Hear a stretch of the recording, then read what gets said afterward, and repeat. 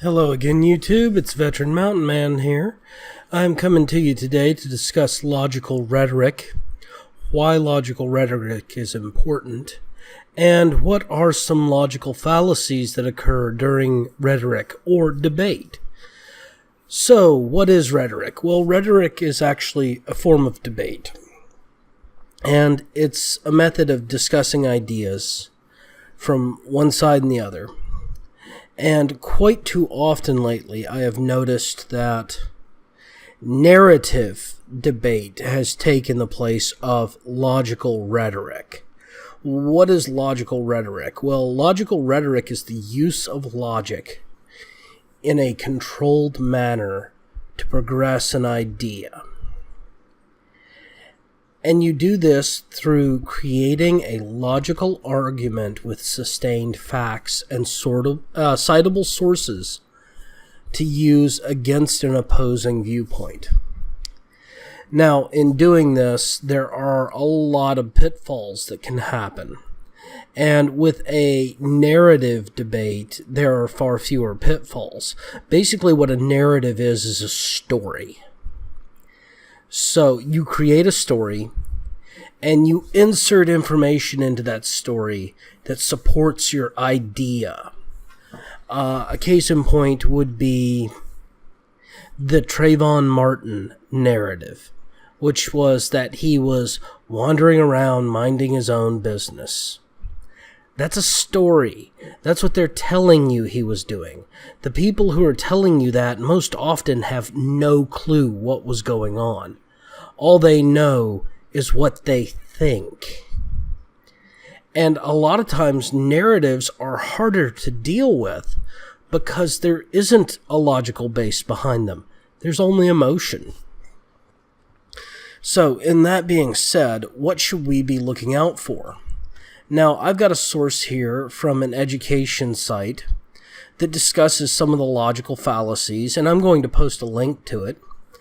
And we're just going to discuss a couple of the really big ones here. The first one is the argument to tradition, or the argument of antiquity. And this basically says it's always been done that way.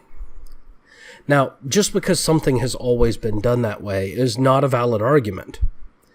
It needs to have some sort of real support other than it's just always been done this way. So be careful doing that when you debate, especially against the cultural Marxists, because appealing to tradition or antiquity will not fix the issue and will not gain you any ground against them. Now, another one that is quite common in this day and age is the ad hominem, or the argument directed against the person arguing. Now, what exactly is that? You're attacking the character or the motives of the person who's arguing against you. This includes name-calling, or calling the group that is opposed to you names.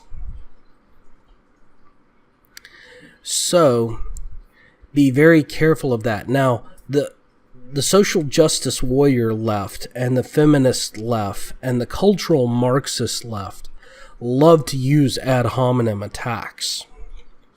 They'll call you stupid, they'll call you fascist, they will call you misogynist, they will call you homophobic, Islamophobic, whatever they think they can get away with. And part of that reason is because of the innate distinction in the cultural West to back up and then prove oneself. When they direct an ad hominem against you, call them out direct. Call them an asshole if you need to.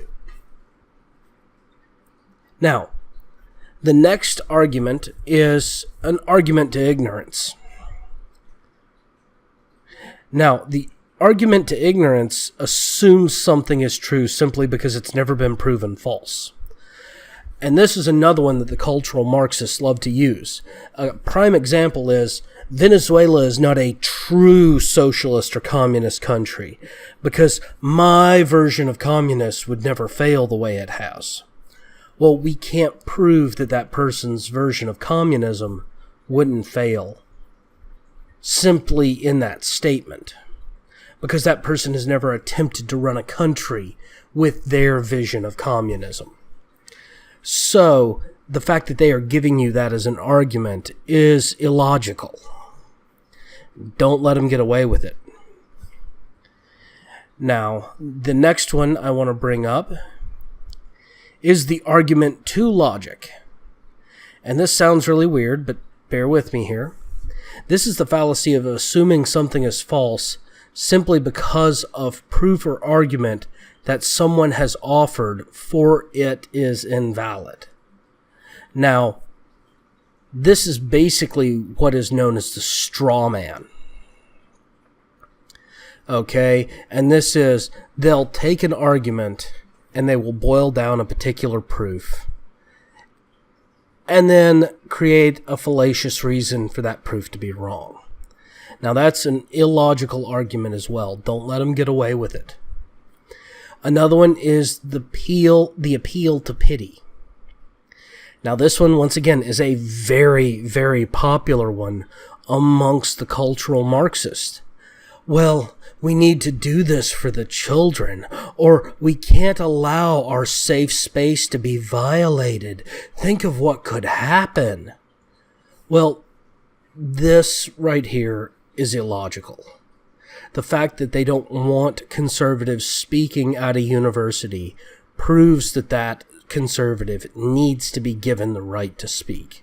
Now, if nobody in the school decides to listen to that person, then that person has still exercised their right to free speech. But if there are students bringing that person in to listen to, and they are packing halls, even if half the student body doesn't agree with the message, the appeal to pity still does not work. Now, there's also the argument to the point of disgust by reputation. And this fallacy is trying to prove that saying something, or by repetition. This is the idea that saying something over and over and over again makes it true. Now, this is one that the feminists are very happy about. They love to spout out their 1 in 4 and 1 in 5 rape statistics here in the United States, Canada, and Great Britain, even though those statistics do not pan out in the way they present them. Another appeal to the point of repetition was the famous, if you like your health care, you can keep your health care. Now, there's the appeal to numbers.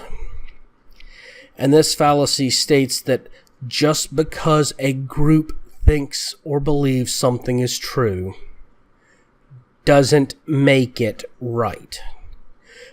Now, the cultural Marxists use this one most accurately when they are arguing the abortion issue and the global climate change issue. And one of the things that they love to say is 90% of global climate scientists believe in global climate change. What they don't talk about is the percentage that believes it's anthropogenic. What is that? That means that it's man-caused. A lot of them like to throw out CO2 numbers. Well, we know that the CO2 level on the Earth is almost at its lowest it's ever been. During the Cretaceous and Jurassic periods, the CO2 level was 40 or 50 times higher than it currently is, which allowed for the insanely large trees and animals to grow. This information can be produced by analyzing gas pockets in rock and in ice.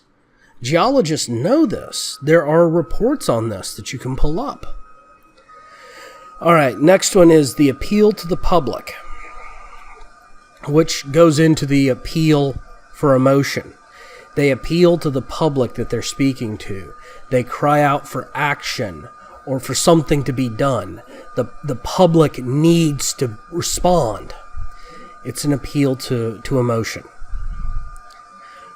An appeal to the public is never a valid argument. Now, that's a very popular one to go right with the appeal to authority. And most recently, I've seen Ben Shapiro refute this one.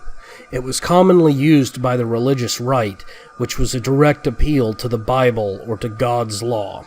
It is an appeal in Sharia law, and in the Quran you hear quite often from Islamists and practicers of Islam, which is an appeal to the Quran, the Hadith, or Sharia. And what these are authorities. Another appeal to authority would be a PhD or degree from a specific university or type of indoctrination. These are not logical arguments. These are fallacies. And you have to point out when your opponent is creating these fallacies. All right, the next one is circular argument.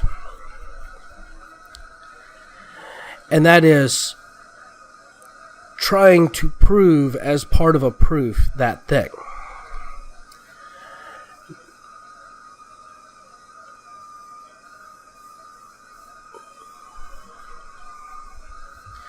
So, here's an example.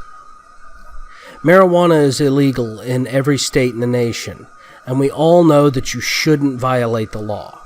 Since smoking pot is illegal, you shouldn't smoke pot. And since you shouldn't smoke pot, it is the duty of the government to stop people from smoking it, which is why marijuana is illegal. That is a circular argument. It is basically justifying the object because of the object. So avoid this when you're discussing or debating. Now, complex questions are one of those things that are just a jerk thing to do. Case in point of a complex question is, have you stopped beating your wife? Well, if you've never beat your wife, then obviously you can't stop. And if you did beat your wife and you have now stopped, then you have basically incriminated yourself for beating your wife. Now, complex questions such as that, or also known incriminating questions, are very much dirty pool because they go back to the ad hominem concept, and they are an ad hominem in and of themselves. With this, therefore, because of this, that is a issue in logic, and it's mistaking correlation with causation. Now, don't let them get away with this either. It's another thing that they try to use quite often. Now, the appeal to nature is another one. It's assuming whatever is natural and consistent with nature is, by definition, good. Now, there's the dicto simplificer, which is a sweeping generalization. So those are yet another one. And then there are the naturalistic fallacies, which include the non sequitur, begging the question, after this, therefore, because of this, and the red herring, the slippery slope, straw man falls under this, and the you too, or the fallacy that everybody is doing this error. Now, once again, I will be including a list of logical fallacies in the description, but these are things that you should be watching for when you discuss things with the cultural Marxist, because they will try to trap you with these logical fallacies, and you need to be prepared for them should you decide to stand up and debate as part of the 1776 movement. Well, I want to thank you again for joining me today. Remember, you can debate with me at minds.com/veteran mountain man. If you like what I'm doing, please like and subscribe here on YouTube. I want to thank you all again, and have a good day.